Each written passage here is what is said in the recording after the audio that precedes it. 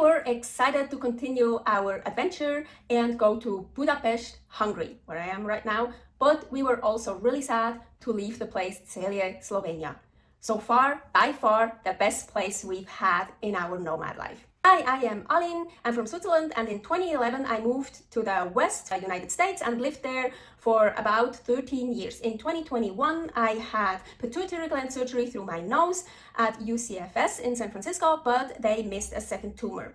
So in April 2024 I got gamma knife surgery in Istanbul, Turkey, and that's where and how my nomad life started. We are living off of Paul's retirement money and try to travel around and live in cheap countries as cheaply as possible to save money, to pay back debts from the first surgery, and to just save money for upcoming health problems. In Slovenia, we had our first trusted house-sitting job.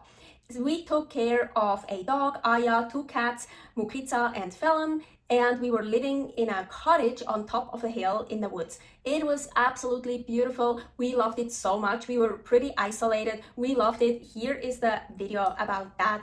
And so we were pretty sad to leave that place, but we were also ready to move on with our adventure and see something new.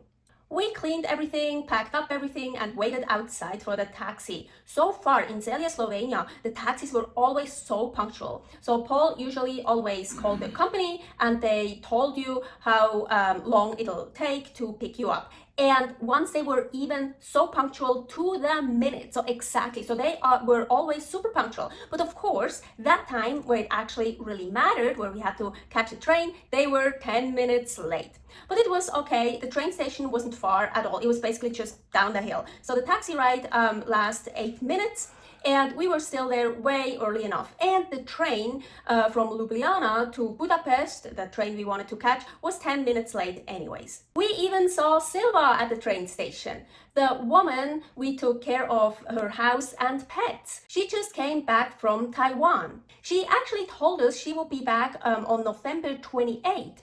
So we thought, okay, cool, let's book our train and Airbnb in Budapest on November 29th. But she forgot that she would leave on the 28th in Taiwan, but would arrive on the 29th. So we didn't think we would still see her because we had to catch the train and there was no later train, and we already paid for the place in Budapest, here, where I am right now. So we didn't think we would see her anymore, but she caught us at the train station. It was really nice to see her again. I was a little bit worried about that train because you couldn't reserve your seats. So the train arrived from Ljubljana and was already pretty full, but we found perfect seats where we could see our luggage next to us. I love being able to always see our luggage while traveling. The closer we got to the Hungarian border, the emptier the train got. This time, instead of pre-cooking, we were pre-grilling the day before our move. I had so much food with me. Paul made himself a sandwich. He already ate that much of it. Except for my usual traveling, moving nausea, I felt really great. I took a little bit of GABA while we were waiting for the train to arrive. I think so far I've been taking GABA or Pinabot every time while we were moving, so like right at the start of our move. What an easy move. If we wouldn't have gotten off too early in Budapest. Yes, I was so confused with the announcements. So we were supposed to get off at Budapest, Delhi. And as soon as I heard something with Budapest in the announcement, I said we have to get off. So we got off too early. It was called Kallenfeld Vasútállomás or something. But where we got off was a really big train station. And the first thing we did is we went to an automat and got monthly public transportation passes for Budapest. So for me, we paid 8,950 forint, what is about $22.86. That's for an adult. And for Paul, a senior, we paid 3,330 forint, what is about $8.51. What a huge difference. Super cool. I really wish in Switzerland public transportation would be that cheap. Anyways, Paul tried to find a place where he could get some Hungarian forint, the currency, but it was too far away from the train station and we didn't want to go there with all our luggage. So then he wanted to get a cab to get to our Airbnb, but I saw on the map it would take 39 minutes with a cab, and I'm really not keen on cab drives because I'm getting so much faster nauseous in a car than in like a metro, a train or something like that. So I figured out that M4 metro went the direction we had to go. So we took the metro. After the metro ride, I saw there would be a bus to go to the Airbnb, but we decided not to take the bus with all our luggage. Instead, we wanted to take a taxi. So it was a bit of a challenge to find the way out of the train station. We found a lift and we pushed a button, and there were two young women in there and, like, I don't know, arguing, shooing us off, I don't know. So anyways, we waited and we tried to figure out where we really need to go. Okay, no, we really need to get into that lift to get upstairs to get out of the train station. So after a while, we clicked the button again and those women were still in there. And so quite unwillingly, they left the lift. So we finally could get into the lift and get out of the train station. I asked Paul what those women were doing, and Paul said shooting up. So they were probably shooting up heroin.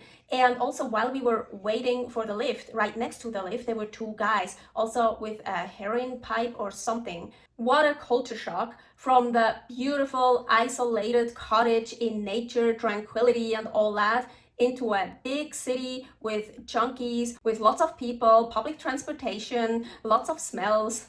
I'm still very excited to see Budapest, Hungary, even though I much more prefer the isolated cottage on top of the hill with a dog and two cats. I was waiting with the luggage and Paul finally found a place where he could get some Hungarian forint.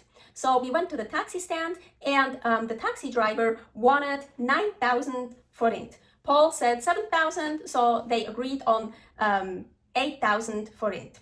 That is about 20 euros. Wow, I'm so glad I insisted of taking the metro, because if we would have taken a cab way earlier before we took the metro, that ride would have been like 3 times as long, so much more expensive. So cabs in Budapest here are pretty expensive. Public transportation, super affordable.